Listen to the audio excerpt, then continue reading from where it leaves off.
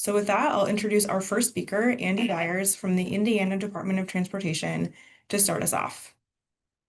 Andy Byers is a statewide materials manager for the state of Indiana. His core responsibilities include assisting the Indiana Department of Transportation's procurement team with contract and quantity purchase agreement renewals, assisting Indiana Department of Transportation's 6 district materials managers with consumable and material-related items, and overseeing manufacturing operations for Indiana Department of Transportation's internal sign shop. Thanks, Andy. Well, thank you, Kyla, for the invite to present today. So a few years ago, INDOT partnered with Purdue University in a study that examined best practices in salt stockpile monitoring. We are currently installing QB2 LiDAR systems in our salt barns. I will give, and then it is creating a 3D LiDAR point cloud. So each of my materials managers have access to Cradlepoint. They can log in to live imagery of the point cloud images. So this is what you're seeing on the screen currently. That is the location. The yellow lines indicate the zone that the salt is monitored and measured. And then the colors are the different colors of the peaks of that actual salt pile within that zone. So we have 2 zones within a salt barn. We have our occupied and unoccupied zones. So the unoccupied zone, being the zone that's in the yellow cube, that is for stockpiles, and anything in that zone will be monitored and detected by the LiDAR system. Even though the LiDAR system sees everything else, it will not calculate anything outside of that cube and determine it as salt. So any storage of materials or fleet vehicles, front end loaders, or any traffic in the area that's outside of that cube is fine and won't disturb the actual efforts of monitoring the salt pile. But inside that cube, if you were to, I tell my units, you can park a front end loader in there temporarily, but don't keep it in there long term, because the system will pick it up and measure it as part of the salt volume. Again, we have 16 sites online, 16 sites out of 119 currently online, and then moving to continue installations of this LiDAR system. In this snapshot of a live view from our point cloud and Cradlepoint, each of our barns have a commission number assigned to them. So in the bottom left-hand corner, you can see that there's a commission number of the building that's identified, and then also the actual volume of salt in cubic meters. All right, next slide. Okay, so to dive into the actual sensors a little bit. So again, solid state sensors, meaning there's no moving components within the actual sensors. Therefore, less room for error and issues with the actual sensors themselves. So 4 to 6 sensors per barn or dome. That's legacy buildings, coveralls, high wall and low wall domes. That's our typical salt barns within the state of Indiana.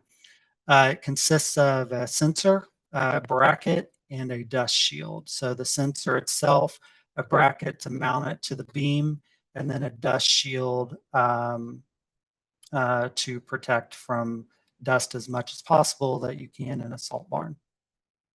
Each sensor requires a Cat6 cable ran in PVC conduit.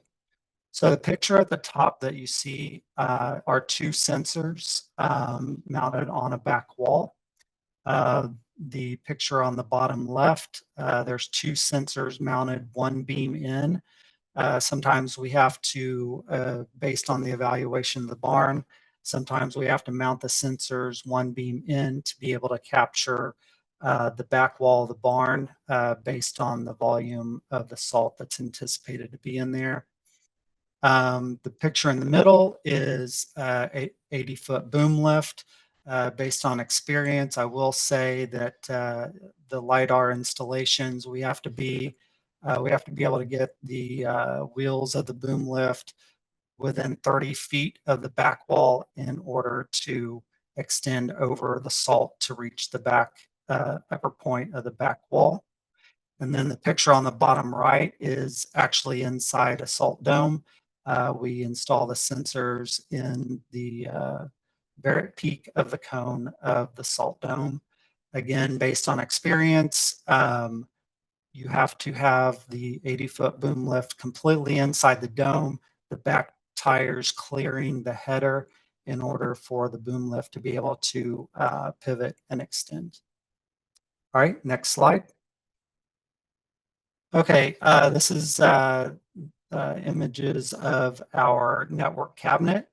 So PVC is roughed out into the brine room. So we have our salt barns, and best case scenario, we have brine rooms within the salt barns, which is a relatively safe place to install the network cabinets. So the network cabinet consists of a fully gasketed cabinet, vented fans to exhaust heat. So in the picture in the top left, you can see the bump out on the doors. That's the actual ports to exhaust heat. The picture on the right, what the network switch is connected to, it is a heated backplate. And then also in the box is a network switch, cellular modem, and a INDOT provided cellular card. In the picture in the top left is the box mounted above the network box. That's actually an exterior cellular antenna. We found that it helps to have the antennas mounted inside the brine rooms for extra signal strength. And then since the network cabinets are fully self-contained, the bottom left-hand picture is an actual very small salt barn where there was no safe place inside the barn to install the network cabinet. So we did a exterior installation. All right, next slide. Okay, tracking data. So data is sent to us, to our IoT department, sent directly from the barns to our IoT department in timestamped CSVs. Those CSVs are received every 5 minutes. They are stored in folders labeled as the building commission number. And then, so that's received every 5 minutes. And then once per hour, the data is automatically, the latest data or latest timestamped CSV is pulled from the folder, converted from cubic meters to US tons, and then posted on our INDOT dashboard. So anyone who has access to our INDOT homepage can click on LiDAR readings from their desk and be able to pull up. This is an actual snip of a live dashboard that we currently have. So anyone anywhere that has access to our homepage can log in and see actual live information.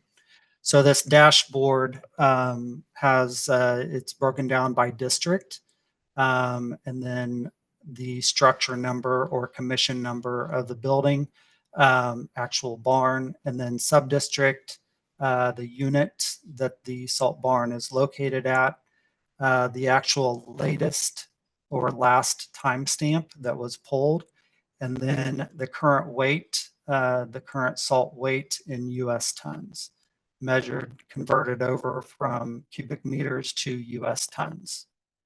And then we monitor our salt chasing the push or front end loader loaded capacity.